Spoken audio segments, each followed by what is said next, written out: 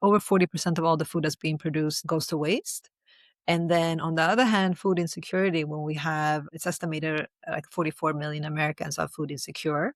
So to this point, but we said, okay, you know what, it's amazing if we're able to help redirect the food, but what is it we really, really want to do? And Mm, us, and if looking at longevity, okay, for us, it's like, okay, how do we want to create opportunities for people to be the best they can be.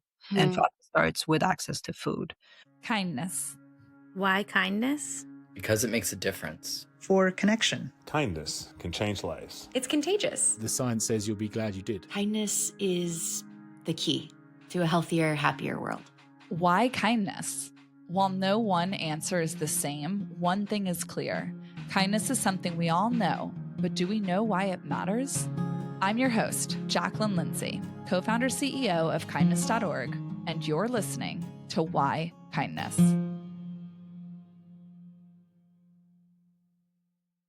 Hello, kind makers. Today's guest is Asmeret Berhe-Lumax. Asmeret Berhe-Lumax is the founder and CEO of One Love Community Fridge, a community-driven initiative grounded in the core values of respect, dignity, and health.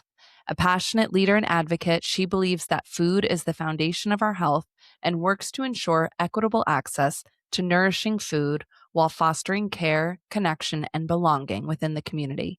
She has been selected as a Champions of Change 2019 honoree by the National Committee for UN Women, and her impact has been recognized with the inaugural 2025 North America's 50 Best Champions of Change Award. If you want to learn more about her incredible work, you can visit onelovecommunityfridge.org. And I want to give a special shout out to our wonderful friend Yukari Pass, who connected us and made this friendship and interview possible. With that, let's welcome Asmeret to the show. Hello, kind makers, and welcome to another episode of Why Kindness. You all know by now, 3 seasons in, that every so often I get the incredible honor of sitting down with someone who I deeply admire and respect, who I could possibly call a friend. Definitely by the end of this, I will.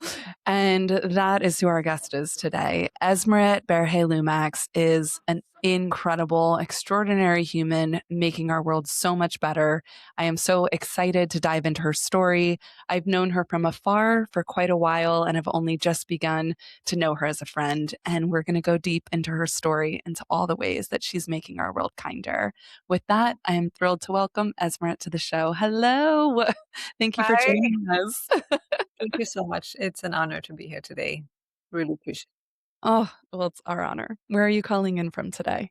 I'm calling you from Brooklyn, New York. Okay, amazing. Where are you today? I'm in St. Petersburg, Florida. Okay. So my home now, but I had Brooklyn as my home for eight and a half years. So definitely miss it. Well, whenever you're ready, we're here for you. Okay. We love to open up every episode with this big question: why kindness? What would you say to that? Why kindness? I mean, first of all, I think as humans, we are meant to be connected to each other and with each other. And I think there's one thing that really connects us all, and it's this, love, and how as humans we do need love. And I think most of people's actions are guided or triggered by either being loved or looking to be loved. And kindness is connected with that. And for me, kindness really means love, and it means respect, it means dignity. And then I think, especially in today's world, this also means courage. Yes, love that so much. We always open with that and never get the same answer. And that's what I love about this idea. And love to me is very much the same. And I'm wondering if you have like a first core memory of where you felt this, like where you knew this innate idea, love is what connects us. No, I don't think I have like a one specific memory in terms of that. I mean, it's probably a series of moments in terms of just like love and kindness. It's probably something that's in our home. It's from my home, I would say, and I think my personal journey as, being born in East Africa and then had to as a family, we had to uproot and leave everything that we have to move to Europe and start over in a completely different culture. And also it's like creating a completely like, building a new community. Um, all of that in terms of, friends, neighbors, uh, building that community, it's all connected like to kindness. Hmm. So for me, yeah, there's not a specific moment. Um, but I absolutely say it's been a series of people Hmm. throughout, outside of my family, but throughout my life that also like kind of really have guided the way Hmm. and shown love and kindness. Yeah. How old were you when you had to move to Europe? A baby. I was just a few Baby. months. Yes. Okay. And do you know the circumstances that were surrounding that decision? Are you comfortable sharing a little bit of what prompted your family to do that? Oh yes, it was a war. There was a war, and we had to move because of political reasons. I'm so sorry. No, but it's I mean, I think that's one story of so many millions Mm, and millions across the world. mhm, Um, I think that I always look at it in not about what's been lost, but it's also about what's been found and mm, what has kind of led me and what's got me to where I am even today. yeah. And were you fully raised in Europe, or did your family ever return home? No, I grew up in Stockholm in Sweden, Okay. and they're Okay. still there. Ok oh, your family still is there. Yes. Okay. Okay. I am always curious about this idea of our identity, like where we find what home is and what shapes us and how cultures influence us. So, is there a piece of you that still is tied to your East African heritage? Like, what does that look like knowing that home was Stockholm? Like, how do Yes, of you course. I think for my parents, it was very important. Two things were important. One, that we understand our history, our Mhm, traditions, and culture. At the same time, also, recognizing that we now lived in a new country with other culture. I mean, another culture, but other routines and traditions and language, and also, taking the time to understand and learn that as well. And I think then the other part of it is, I mean, the beauty of it is like living in a place like New York where all of that can exist at the same time and not mm, you don't have to take away from either or. And then also in a place like New York, you also have the space to create yet another another third space where mesh all of that along with all the other cultures that exist here as well. yeah. What brought you to New York? New York, okay. Short story, I Go for came the here long. You can do the long. We've got time. I mean, okay, I'll give you both. The short story is I came here after high school and I just completely fell in love with the city. And I think the long story is probably I think growing up in Sweden was absolutely fantastic, but was always curious about what else is out there. Mm, And I've always been really curious about other cultures. And I think being able to experience and I don't know. I think I always knew that I was going to move somewhere else, and I think coming to U.S. and New York was this like one of my first dreams that came true. And then I think also like the idea around what the American dream meant, mm, and mhm, for even like expanded opportunities. mhm, mhm. What was the dream for you? Like, when you came after high school and then decided to come live here, what were you pursuing? What I loved when I first came, I mean, I still love it, is the culture. Being able to expand your mind around what is possible there's so many incredible people from so many different backgrounds and experiences and capabilities. And mind you, I've been here for for over 20 years now, so this is before social media and all that. But being able to have these incredible experiences that is just tied into every aspect of your life. That was the reason. I just fell in love with New York and the people and the Yeah. food and all Yeah. of it And all of it. And all of it. and the Yeah. trash on the streets.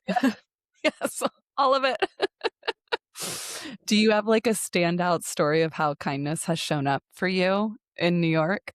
In New York, I mean, honestly, for me, kindness shows up every day in New Mm, York. And I think it's been different. Now that I've been here for over 20 years, it shows in different ways. But today with One Love Community Fridge, I get to see and experience what kindness is every single day through a lot of different acts, both, with people that I already know, but a lot of people that I don't know, or that don't know each other. And yes, and I think that's what really also gives me some tremendous hope uh, hmm. about the future. Okay, so let's get into it. I Yeah. don't really know your origin story of what led you to found One Love Community Fridge. Let's dig into the very beginning. Tell us what One Love Community Fridge is and when you started it and why. What's your why? Yeah. It's my why. Okay, so One Love Community Fridge is, a community-based initiative. Our mission is to connect, empower, and engage the community through education and providing access to fresh and healthy food, leading with respect, dignity, and health. Mm, And really starts from the foundation that food is a foundation of our health, mm, and food nourishes our bodies and mind, and that food is incredibly powerful in terms of that it has the ability to bridge people, and it has a lot of information, mm, and also that it's medicine. We mm, need it as humans. So that's like kind of the basis. And what led me to start it is it's a combination of, I think, my personal background and professionally as well. And we were in New York. 2020, New York was unlike anything you've seen. But it was also not just here. It was in every city and town across US and globally. And I think what we saw then was one thing that when we saw that for the first time, especially in the US, a lot of families for the first time needed support. On mm, top of the fact that food insecurity was already an issue. At the same time, we also saw, it was unprecedented. We saw farms and restaurants and food purveyors having to destroy crops and food while people were food insecure in record numbers. mm, So that was a combination of that. And then at the same time, I think with everything I've done leading up to One Love Community First has always been focused around community and how to create opportunities for others to have the freedom to choose what they want to do, and freedom to be healthy, and mm, freedom to be ambitious, and freedom to be happy. And but a lot of my focus beforehand was around education, because for me that was like the greatest equalizer. But I think growing up, I mean, coming here and raising a family, we have two mm, daughters, just realizing how also important food is more mhm, than more than ever. And just because you might not have access to food, but even if you have access to food, it might not be food that nourishes your body, mm, uh, because of the way the food system is currently set up. So mhm, it was kind of like all of that could come together, and just wanted to do something. It was like, we need to do something, and we need to do something that is focused on addressing the root of a problem rather than to be a band-aid solution. And then we set up a fridge, and I think the fridge is the so with One Love Community Fridge, it's one of our main tools is community fridges, which mm, is fridges that are placed in public spaces for anyone to take food from, or anyone to place food. And I just thought it was genius because it's such a simple idea, Hmm. but it allows so many people to be a part of it and be a part of working towards a solution where everyone have access to not just food, but new food that nourishes their bodies. Hmm. Mm. So it started from there, and then I was like sitting talking to with my daughters about, what would be important with it, and the idea around, it's important that it was healthy food. It's important that it felt respectful. It's important that it focused on dignity. It's important that being able to work across the board, being able to bridge other, not just people, but organizations. Mm. And then we had friends. They're like, okay, how can we support? And then friends of friends and friends of friends. So that's where it started. It's amazing.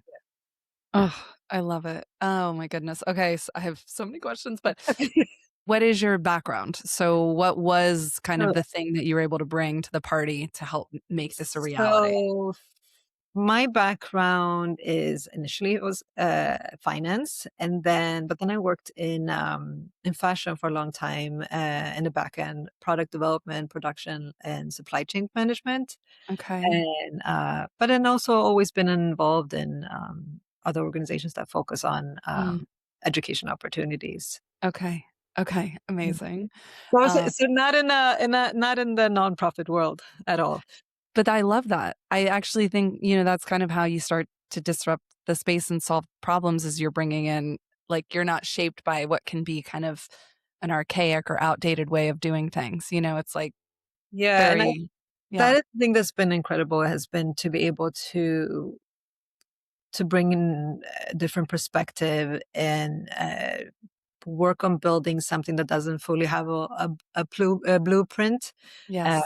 but allows us to be dynamic and flexible. Mhm. And I think the one thing that would never change with One Love is the core and our core values around Mhm. connect, empower, and engage, and access and Mm. education, respect, dignity, and health. But then the infrastructure around it Mm. would always be driven by need and creativity. Yeah. What's an example of that? Yeah, I'll give you an example. So, we initially started. So we have four. I call them four ecosystems. So initially it was a fridge, Mhm. and we said, okay, amazing. We have fridge. We have incredible food partners that we help redirect excess food to Mhm. families in need. And we've really focused on very intentional food partnership with high quality food, and uh, Mm. really kind of uh, partners that join us in thinking about, like, we see the fridges as an extension of our dinner tables and how we envision Mm. ourselves for our families. And but then we really started thinking, okay, you know what is it that we're really doing? Because redirecting food is amazing because we're basically addressing like two huge problems. One around food waste, where Mhm. the U.S. Uh, over 40% of all the food that's being produced is goes to waste. And then on the other hand, food insecurity, when we have, it's estimated like 44 million Americans are food insecure, and Wow. 7 Americans. And like in New York, where we are, it's, close to 1.3, but it's moving upwards. So it's estimated 1.5 very soon, with one out of four children. So to this program, but we said, okay, you know what, it's amazing if we're able to help redirect the food, but what is it we really, really want to do? Mm. And us, and if looking at longevity, okay, for us, it's like, okay, how do we want to create opportunities for people to be the best they can be. And for Mhm. us, it starts with access to food. But what Mhm. else is needed? So access by itself is not enough. So we're like, okay, you know what? We need to, number one, we need to have some consistency around it. So when you're redirecting, there's not always consistency because we might not always know how much we're going to get and what we're Mm. getting and so on. And so that's difficult then for our families that come into the fridges. So we said, okay, you know what? We want to start working with farms as well, because at least, there will be some more consistency around the Mhm. produce. So we started working for farms, and then we realized, especially with local farms, there's also an opportunity to provide education around what is being grown, how can you use it. Mm, Also yeah. introducing maybe new vegetables and fruits that our community members might not have usually have access to, or might not be interested in because they haven't been exposed to it. So Mhm. educational partners. So we said, okay, so we started. So the first ecosystem is food to fridge. The second one we said, okay, so we added farm to fridge. Great. And then we said, okay, you know what's great? We have um, amazing food that are being redirected. We're now also able to provide directly from farms. But again, access Mhm. is not enough by itself. We need to have even more education around it. And it's really also about if we're creating all these opportunities, we realize what is one of the biggest challenges to people to really kind of take advantage of these opportunities. Mm, It's also about like habits and how do we, provide opportunities for people to build healthier habits. And mhm. habits, I know for myself, it is one of the most important, I mean, most important things, but also one of the most difficult things to change or Yeah. break. And the earlier you start, the better. Mhm. So we said, okay, we want to work with schools and really be able to, like, how do we get kids and teenagers be excited about fresh food and Mhm. without, us trying to push it, but really drawing it Mm, into this movement. So we were like, okay, how do we start working with schools? We started working with schools and to be able to also serve as a bridge for a lot of the families outside of mm, resources outside the school. mhm. And then the last one, we're like, okay, great. We have all this amazing food. We have produce. We're working with families. But then there's a reality for many of our families that either they don't have access to a kitchen, they Hmm. might not have time to cook because they're working a lot, Mhm. 2 or 3 Mhm. jobs. Or 3, they might not actually know how to cook because it's not something that's taught in schools anymore. And Mhm. if you don't have a social structure, it's actually a lot of kids don't know how to cook anymore or adults. So then we said, okay, you know what? We need to have fresh meals at the fridges as well and Mm. education around how to cook. So we started working with chefs. So that's Chef the Fridge. Oh my So now you goodness. get the long story. I love it. I love it. I love it. Okay, so food Yeah. to fridge, farm to fridge, education is It's one school of to fridge, yeah. and So then school to fridge, farm to fridge, school to fridge, and chef to fridge. love it. Oh And my that's how goodness. And is it all in Brooklyn and New York right now? it's on New York. We, set up in, Seattle, and then, we have plans for, Atlanta and LA next. Hmm. Going Okay. Well, thank you for the work you do. And I will say for me personally, I grew up with a single mom and me and two sisters, and she was the one working 2, 3 jobs, to make ends meet. We didn't know until we were older just how dire it was at home. She didn't want it to feel like we were poor or that to feel like this label that we carried. I just thought every kid was on like free lunch from the state. Like I didn't know that it was about your income level. And the one thing I've always thought as I grew up, she was so focused on food being a core part of how she showed love. And I don't know how she did it. And it's something where she would prioritize fresh foods, home cooked meals. And we talked about it later. Like, how did she do that? How do you know not to just get McDonald's every night and she just felt like food was like love. She was like, "This is my extension of how I love." And that was until she passed last year and, so sad. truly and Yeah. thank you. Yeah, until the end, everyone who came was like, "She showed love through food." And it was something I don't know, it was innate. She didn't grow up with, like, parents who really did a lot of cooking. It was just something that was in her. And it's given me such an appreciation for the role of food in how we show up for people and show love and people around a dinner table, or how you can serve and love people in that way. And for me, I say thank you because I do think it's so important and not everyone has that as Yeah. a way they think. And we need these kinds of opportunities to help support people like my mom or people in, your community or your neighborhood. No, absolutely. No, I would say was the same very much in our household. Because again, my parents had to leave, and at starter we had nothing. Uh, Mhm. but I think the same. We grew up in a family of four kids, uh, Mhm. and I never felt that we didn't have. I mean, Mm. we again looking back now, I realize didn't have much. Right. Never felt like we didn't have much. Right. But I think that then the other thing was also a lot of ours, like life centered around food, meaning like if Mhm.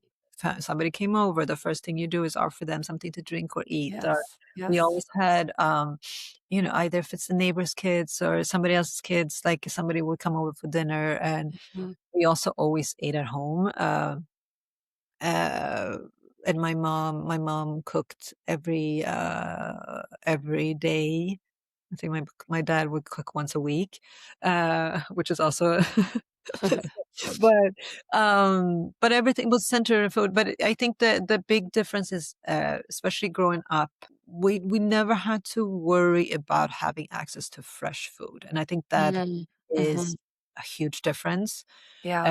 Um, Whereas, and I compare it to kids today, where there's definitely areas where it's very, very Mhm. difficult to Mhm. access fresh food. Mhm. I think there's three things. Either you need to have time uh, Yeah. to cook, or you need to also have knowledge around it, or you need to Mhm. have money funding to it. So if Right. you don't have it, Right. it is very difficult. Yeah. And we know that not looking at the prices of food and how it's going up, not everyone Yeah. can have the financial means to access fresh food. And then sadly, not everybody has don't know how to get started in terms of Right. cooking. Right. Uh, and Yeah. unless you have, like, really, if you say your mom is really interested and like she was seeking that out, but not everyone. Right.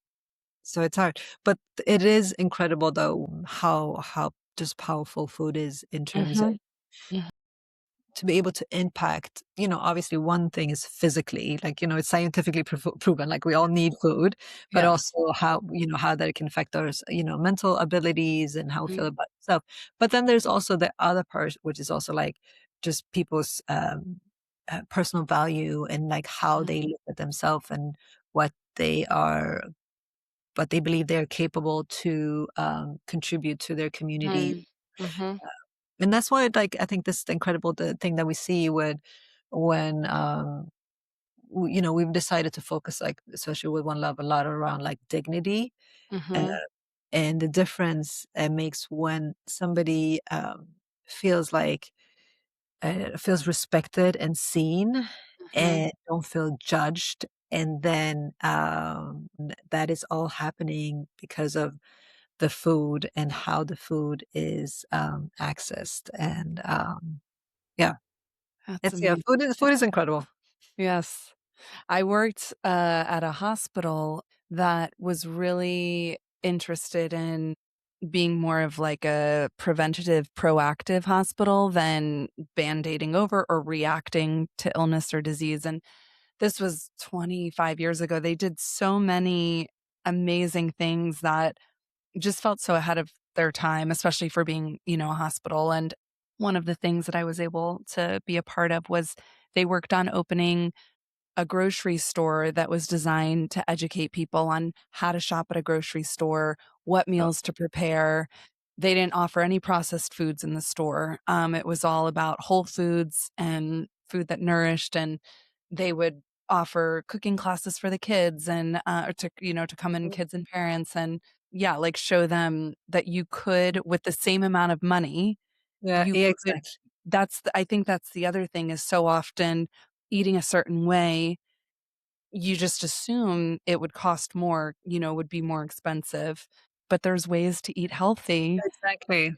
spending the same that you would on the food that's not good for you. So it's about that education and it's giving people access in a dignified way where we all should be able to eat healthy. We all should be able to have access to food, and we don't. So how are we helping overcome that? No, absolutely. And then you also look at like, I think about since I have two uh, Do okay, it. Say it. part of both the public school system and the private school system, Yeah. differences in terms of the food that's available to the kids. And then, looking at the numbers around how many kids are reliant on school breakfast and lunch as sometimes their only meals of the Our day. only food. Yeah. And then, and knowing that that food is, that's the question I usually ask when we go to schools and speak. I was like, what do you think about the school food? And like, do you enjoy it? Do you not? And it's really, really interesting. And, there's the food that's being currently served at majority of public schools should not be served there, Hmm. because it's part of the problem in terms of creating Mhm. habits, Mhm. and then also, it's like part of the building blocks of the kids, their immune system, and we're not giving them the best building blocks at all. And there's a reason why we have such issues around diabetes, obesity, asthma, all of that, and and also allergies. Okay, now I'm getting away from the topic of kindness, but I think like for me It's this all is connected. No. when we know that we have there is the science around it. For me, an act of kindness, honestly, would be to ensure that all kids have the education Yes. to make informed decisions around, and Yes. also have access to Mhm. what they want to eat and what they should be eating. Yeah. And that's not currently available.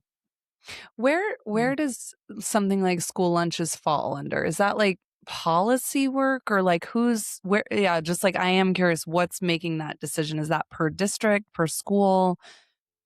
Yes, well, okay. I shouldn't speak too much on this, but I know some of the school, no, but some of the public school, they're mandated through Department of Education. So we'll see what Okay. happens with that. Okay. There's more Okay. freedom in terms of just charter schools. We just recently started working with a charter school, like a network of charter schools where they've been able to reorganize how and what's being served at their schools. Wow. It was a breakfast and lunch, and now they're also working on adding like a supper series as well, which I think it's Wow. incredible, because a lot of Congratulations. their students are a part of the after school Mhm. as Uh-huh. well. So to be able to have a place to offer supper, yeah, like dinners for their families as well. Mhm. Uh-huh.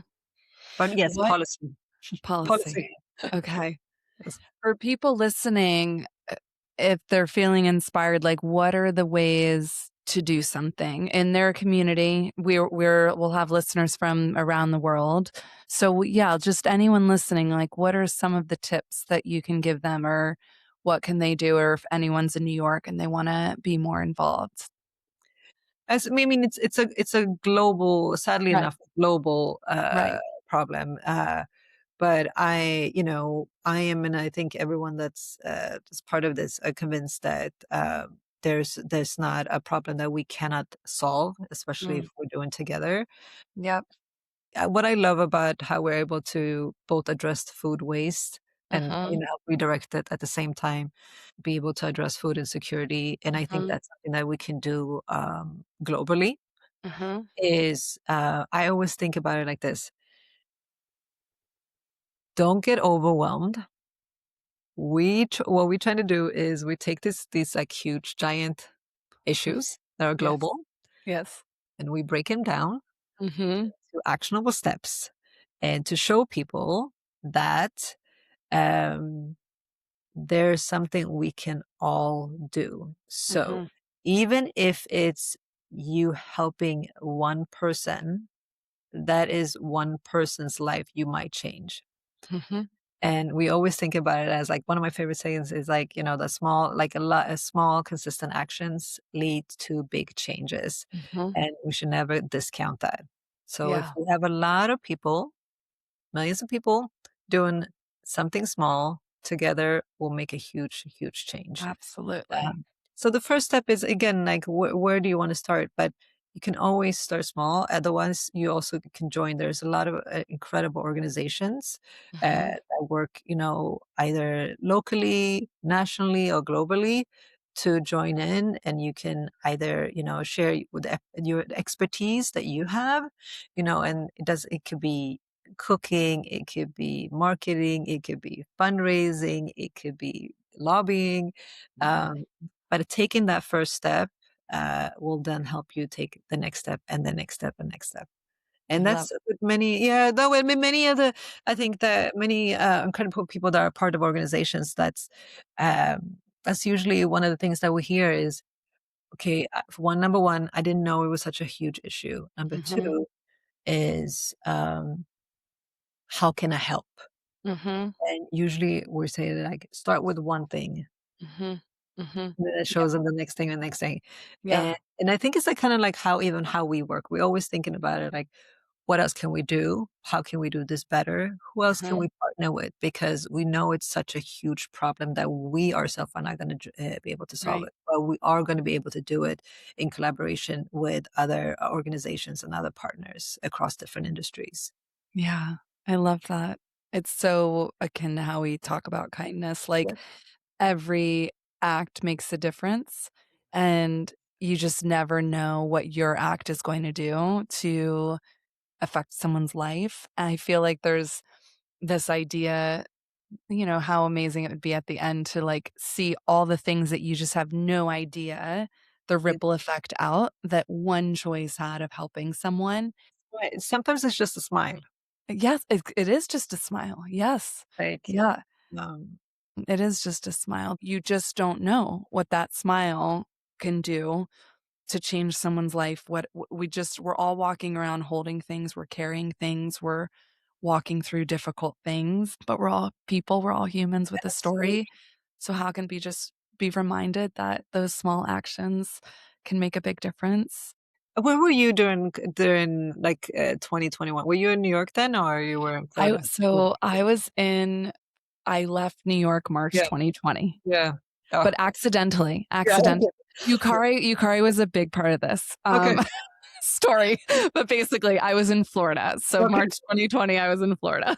No, but you also like in New York, it's very special in the sense that it's so dense. Yeah, You have millions of people, and I just remember, it was kind of eerie at one point because people will walk across the street, or you could go mm, outside and nobody's outside, and yeah, it was.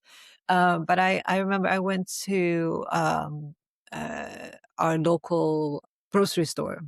okay, This was fairly early on because it was very strict, and I was gonna just I was picking up some groceries, and there I see this woman with a stroller, and she's okay, trying to get this thing out from a shelf like higher up, but she yeah, couldn't reach it. And there's nobody, at that point, nobody's talking to each other. Everybody's yeah, like, distancing and so on. But she couldn't reach it. I was like, okay. So I was like, hey, do you need help? Can I just take it? I'll help you. Obviously, I was much taller than her. And I took it down, and she's like, okay, thank you. And then that was it. And then I get outside, and she's waiting for me outside, and she's crying. And she was just like, I had to just wait, and I wanted to say thank you to you because I've been so isolated. She has a small baby, a young baby, and she was like, it was just so heartwarming, and it meant so much that you were able to help me because I'm so isolated. And I haven't talked to anybody besides my partner in so long. It's such a small, small thing, but in that moment where, people were just so scared that we're letting fear kind of guide how we were interacting. It's real too, because, at that time we didn't know what it was and people were trying to figure out. But, a lot of times, a lot of actions were also driven by Mm. fear Mhm. and not really thinking about what does that mean in terms of Yeah. just how we are as human and what our basic Mhm. needs are. So that was just like, it was one of those most moments where I was just really about like, also it was like made me really think about what is important during this time, even Mm. with One Love, like, and that's why the connect is so important as well, Mhm. because Mhm. Mhm. obviously the basis is food and making sure that people have access to food, but it's Mhm. we really us always thinking about like, okay, but how do we do it? The how is as important as what we're doing. The human connection is extremely important, Mhm. reminding people again, like how to lead with love Yeah. instead of leading with fear, and really leading with kindness. And how do we bring joy to the process? Mhm. How do we make sure that people are leaving or walking away or being a part of something? Like, what do we want them to take with them that they can carry on to the next person? Mhm. And we know that when people have been met with kindness and feel respected, then they would then carry that on to the next person and the Yeah. next and so on. Yes. Yeah. Mm. This season of Why Kindness is made possible by the Wasserman Glasser family in loving memory of Sandra K. Wasserman. Sandra believed that kindness could change the world, and she had a remarkable way of making everyone feel seen, valued, and loved. Her signature phrase was simple, yet powerful: "Thank you for your kindness." Her belief in kindness as a force for change is the very heartbeat of this podcast. In her honor, we invite listeners to do the same. Think of someone who has shown you kindness and let them know. A simple thank you can ripple farther than we ever could imagine. From the Wasserman Glasser family, thank you for your kindness. We are honored to carry Sandra's light forward into this season. Esmer, I cannot believe we are like this. I could keep talking for so long. I want to be so respectful of your time. And there's like a few other things we do. Okay, so before we kind of transition into the other things, is there anything in closing on this that you would want to speak to or share? Especially, I mean, I think where we are currently, because a lot of times I don't think about kindness in that sense because I think it's so infused in Mm, everything we do.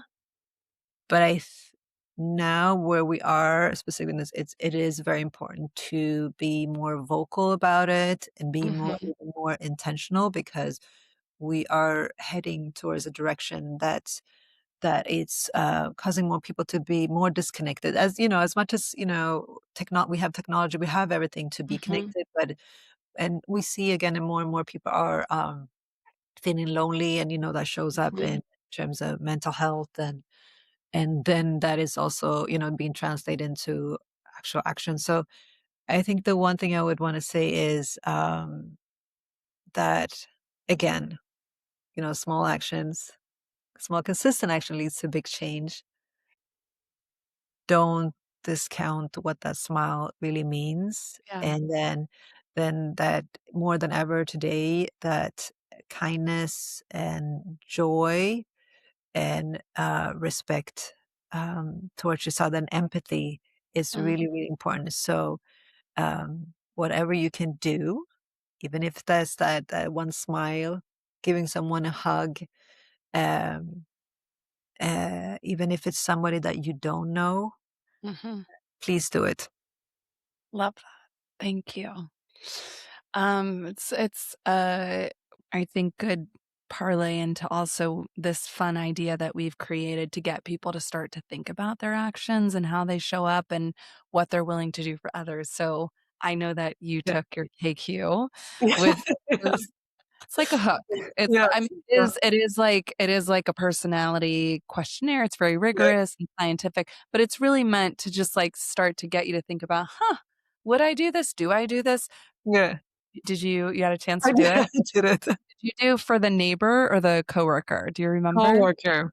Okay. So we have a neighbor version, which Yeah. is like, would I do this for my next door neighbor? I didn't see the neighbor version. Oh, okay. I'll send it to you next. And people's scores are usually drastically different, which is Yeah. such an Yeah. indicator that like we show up differently for Yeah. different people in our lives. Okay. How'd you do? KQ coworker. So are Uh, you comfortable I sharing your score? had like 110%. Of course you did. Of course you did, Asmeret, kindest coworker. No, but I have the best coworkers Coworker. ever. Yes. So I Yeah. think it was, I mean, not to share too much, I guess. I mean, there was two questions. I was like, I don't know about that one. But I think, in general, yeah, Yeah. it's so interesting. Oh, I know. I would love to try I'll try the neighbor ones. I'll send it to you. It was interesting to think about it. There was two questions in terms of the coworker. I was like, you need a little bit more nuance here because Yeah. it could go either way. Yeah. Like which one? It was, would you bail out your? Oh, It depends on what they it did. depends on what they did. I know. I was like,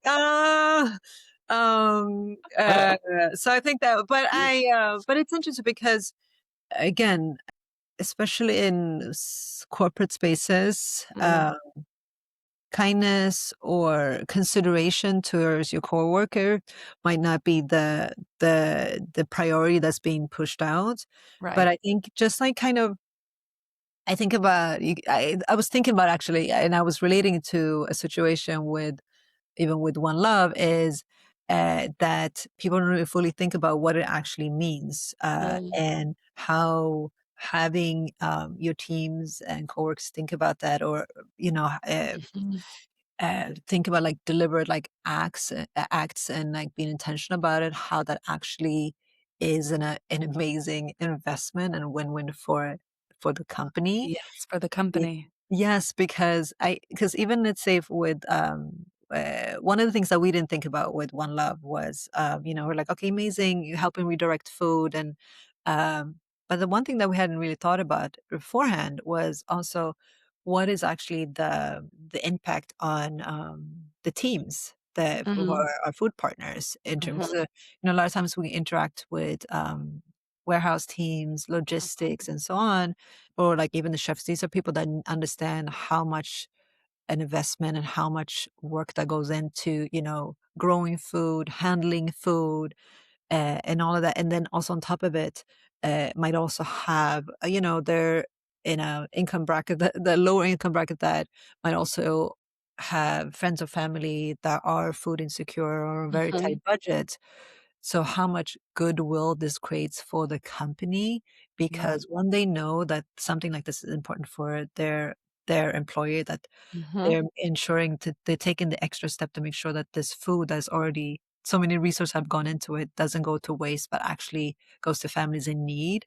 Yeah. The goodwill that's created within the company, it's amazing, and we see it Yeah. again and again. I think what really struck me when doing this survey was like, is to get people to really think about it, and Mhm. for company to understand how important it is, because it's also really creates a lot of goodwill when you have teams that are not just competing each other, but friendly competition, but like really are working together and actually really caring about each other, and Yeah. caring about the overall mission that they're working towards. Yeah. It's Yeah. it's incredible. It is a win-win-win. I Yeah, couldn't agree more. yeah. But you already know all of that, but No, but I love it. I love it. It's good to be yeah. So that was fun to take.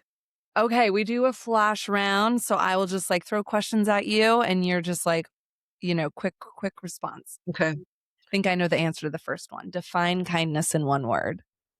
So that's I love. Love, I knew it, baby. Food. And food, yes. If you could get everyone around the world to do one kind act, what would it be? Oh my God. Okay, because they're gonna make fun of me because everybody else, because I'm a hugger. Great. Let's let's have everyone hug. Honestly, it would be, share a meal with another person. I love that. I love that. We haven't had that one. If kindness were a song, what song is kindness? Oh. Oh my God, that's so hard for me. But maybe I will pick a Nina Simone song. I love her. Oh, yes, love her. Okay, love that. I don't think anyone has said Nina Simone. We never get the same answers for all of these, which is so wonderful. What are you reading or listening to, like, on audio right now? I'm very in terms of music, I'm very stuck in, like I'm a 90s person, so I'm like 96, 97, 98. So I listen to a lot of R&B. So But good. I am excited because I just joined a book club. So I'm actually really excited, just started reading again, like really Okay. reading. Yeah. I love reading. Like growing up, I basically lived in the library. Okay. And then we end on action. So we invite our guests to think about who they want to thank for their kindness in their life. And you can call them, text them, you can tell us who it is, whatever you're comfortable with. But we Yeah. would love to hear from you on who you want to thank for their kindness. I'm so grateful for what I'm able to do on an everyday basis. So there's so many people. I had my teacher that I had in junior high. What's that? Seventh grade. Is that junior high? Yeah. She's definitely meant a lot to me because I think she was probably one of the first people that um, always pushed me to think Mm, bigger with such like amazing, like such kindness and so much love. mm, And she's absolutely been on my mind for a long time. And but I haven't. I used to be able to send messages through her to her through my mom, uh, mm. but I haven't been able to in the past, I guess, 20 years. And I would love to just to Oh, say a thank you yes. because her words and the way she was challenging me and the love that she showed me still like it still sits with me today. Wow. What's her name? Her name is Barbro. Miss Barbaro? Yeah, no, Barbro. So Oh, it's like okay. yeah, well, I guess it's maybe probably the Swedish version of Barbara, but it's Oh, okay. Barbro. Okay. Okay. Yeah. All right. Well, thank you, Miss Barbaro, for your work shaping Esmeret. Why Kindness is made possible by the Wasserman Glasser family in loving memory of kindmaker Sandra K. Wasserman. More information on our guest and topics from this episode are available in the show notes. We hope you enjoyed this conversation and would love to hear what you think. Please leave a review wherever you listen and join us on social media and at kindness.org to learn more about how you can be a kind maker. We will continue exploring this question, why kindness, throughout the season. So stay tuned, friend, and thank you for your kindness.